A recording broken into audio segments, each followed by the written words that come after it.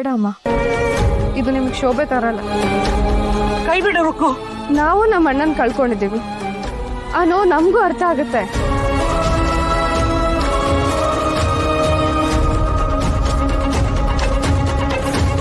ಪ್ರತಿದಿನ ಆ ಮನುಷ್ಯನ ಆ ನೋವು ಹೇಗೆ ತಿಂತಿರುತ್ತೆ ಅಂತ ನಮಗೂ ಅರ್ಥ ಆಗುತ್ತೆ.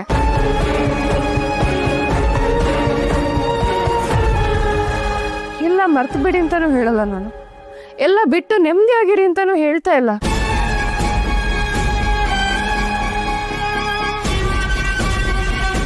ಆದ್ರೆ ಹೊಡೆಯೋದು, ಸೇಡ್ ತೀರಿಸ್ಕೊಳ್ಳೋದು,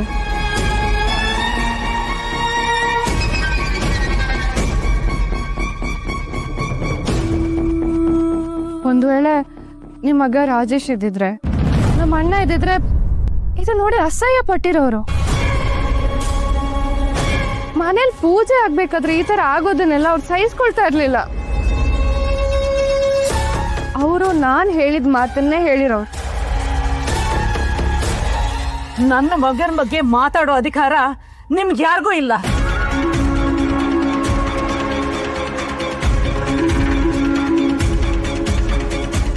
ಅವನ್ನ ಕೊಂದ ಈ ಪಾಪಿನ ನೀನ್ ಸಮರ್ಥನೆ ಮಾಡ್ಕೋತಿದ್ಯಾ?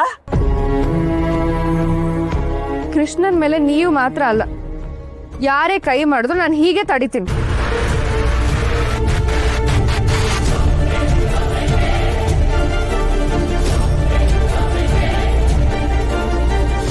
ಯಾಕೆ ಅಂದ್ರೆ ಅವನು ನಮ್ಮ ಫ್ಯಾಮಿಲಿಗೆ ಸೇರಿರೋನು.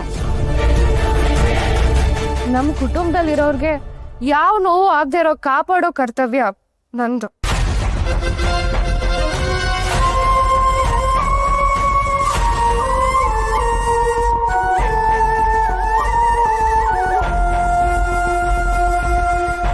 ನಾಚಿಕೆ ಆಗೋದಿಲ್ವಾ ನಿನ್ಗೆ? ನಿಮ್ಗೆ ಯಾರಿಗೂ ನಾಚಿಕೆ ಮಾನ ಮರ್ಯಾದೆ ಅನ್ನೋದೇ ಇಲ್ವಾ?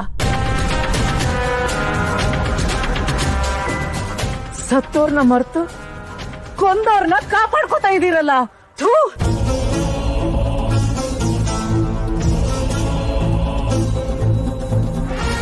ಏನು ಆಗೇ ಇಲ್ಲೋ ಅನ್ನೋ ತರ ಎಲ್ರು ಖುಷಿಯಾಗಿದ್ದೀರಲ್ಲ. ಯಾರು ಉದ್ಧಾರ ಆಗಲ್ಲ, ನೀವು ಯಾರು ಉದ್ಧಾರ ಆಗಲ್ಲ. ಮೀನಾಕ್ಷಿ, ಮೀನಾಕ್ಷಿ ಒಂದ್ ಮಾತು.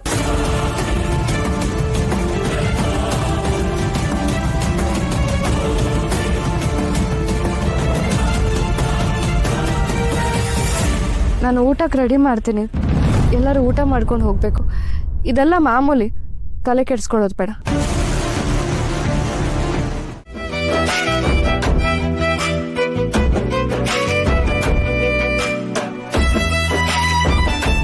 ಬಿನಿ, ನನಗೆ ಒಳ್ಳೆ ಸೈಕಾಟ್ರಿಸ್ಟ್ ಗೊತ್ತು.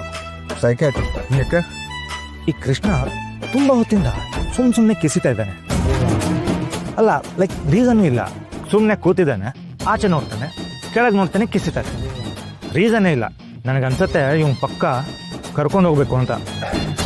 ಸೈಕಾಟ್ರಿಸ್ಟ್ ಹತ್ರ ಲವ್ಗೆ ಮಾತ್ರ ಸಿಗುತ್ತಾ? ಸೈಕಾಟ್ರಿಸ್ಟ್ ಬಿಟ್ಟಾಕು, ಮಾಟ ಮಂತ್ರ ಮಾಡೋ ಮಂತ್ರವಾದಿ ಹತ್ರ ಕರ್ಕೊಂಡು ಹೋಗ್ಬೇಕು. ಲೇ, ಇವಂಗೆ ನೋಡು, ಲೈಕ್ ನಿಜ ಏನೋ ಆಗಿದೆ, ಏನೋ ವಕರ್ಸ್ಕೊಂಡಿದೆ ಅನ್ಸುತ್ತೆ. ನೋಡು, ಅವನೇ ಮಾತಾಡ್ತಾನೆ, ಅವನೇ ನಗ್ತಾನೆ. Double acting bro, double acting. Child ಸುಮ್ಮನೆ ಎಂತ ತಮ್ಮಂದ್ರು ಸಿಕ್ಕಿದ್ರ ನನಗೆ. ಲೇ ಬ್ರೋ, ಜಯನಗರಲ್ಲಿ ಒಬ್ಬ ಒಳ್ಳೆ ಮಂತ್ರವಾದಿ ಗೊತ್ತು ನನಗೆ. ಚೀಪ್ ಆ್ಯಂಡ್ ಬೆಸ್ಟ್, ಒಳ್ಳೆ ಮನುಷ್ಯ. ಅವನೇನಾದ್ರೂ ಬೇವಿನ ಎಲೆಯಿಂದ ಇವನ್ ತಲೆಗೆ 2 ಹೊಡೆದ್ರೆ ಎಲ್ಲ ನೆಟ್ಟಗಾಗ್ತಾನೆ. ಬ್ರೋ ಕೃಷ್ಣ, ಯಾಕೋ ಏನಾಯ್ತು? ಯಾಕೋ ಕಿರಿಸ್ದೆ? ಒಳ್ಳೆ ಹಾರ್ಟ್ ಅಟ್ಯಾಕ್ ಆಗ್ತಿತ್ತು ನಂಗೆ. ನಾನು ನೋಡ್ದೆ ಕಂಡ್ರು, ಏನೋ ಕಾಣಿಸ್ತು, ನೋಡಿದ್ದೀನಿ ನಾನು. ಕಾಣಿಸ್ತು?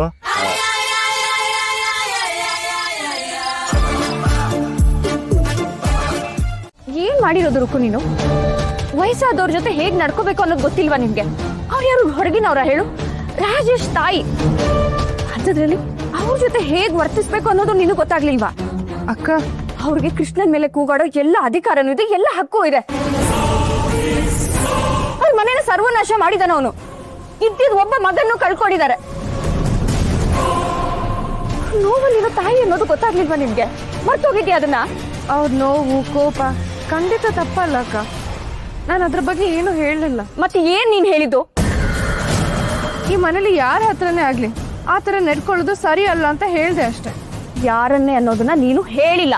ಕೃಷ್ಣ ಈ ಮನೆಗೆ ಬರೀ ಕೃಷ್ಣ ಅಲ್ಲ, ಇವಾಗ ನಿನ್ ಗಂಡನ್ ತಮ್ಮ ಅಕ್ಕ. ನಮ್ಮ ಕುಟುಂಬಕ್ಕೆ ಸಂಬಂಧಪಟ್ಟವನು.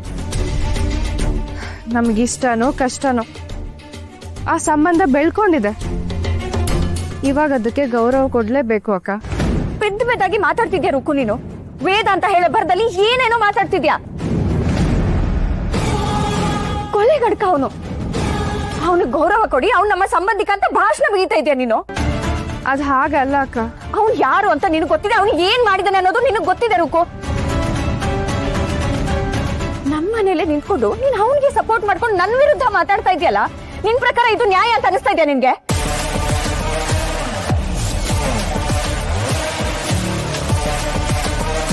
ಕಲ್ಯಾಣಿ, ರುಕ್ಕು ಹೇಳ್ತಿರೋದು ಸರಿಯಾಗೇ ಇದೆ ಕಲ್ಯಾಣಿ. ನಿನ್ ಮದ್ವೆಗಿಂತ ಮೊದ್ಲಿನ ಮಾತು ಬೇರೆ ಇತ್ತು. ನಿನಗೇನ್ ಅನ್ಸುತ್ತೋ, ನೀನ್ ಯಾರ ಜೊತೆಗೆ ಹೇಗೆ ನಡ್ಕೊಳ್ತಿದ್ಯೋ ಅದೆಲ್ಲ ನಿನ್ನ ವಿಚಾರಕ್ಕೆ ಬಿಟ್ಟಿತ್ತು. ನಿನ್ ಬುದ್ಧಿ ತಿಳಿದಾಗೆ ನೀನ್ ಹೇಳ್ತಿದ್ದೆ. ಆದ್ರೆ ಆಗ ನೀನು ಬರೀ ಕಲ್ಯಾಣಿ ಆಗಿದ್ದೆ ಕಣೆ. ಈ ಮನೆ ಮಗಳು ಮಾತ್ರ ಆಗಿದ್ದೆ. ಈಗ ಆ ಮನೆ ಸೊಸೆ ಆಗಿದೆಯಾ? ಆ ಮನೆಯಿಂದ ಯಾರೇ ಬರಲಿ, ಒಂದು ಆಳೆ ಬರಲಿ, ಅರಸನೇ ಬರಲಿ, ಅವರು ನಮ್ಮ ಮನೆಗೆ ಅತಿಥಿ ಕಣೆ.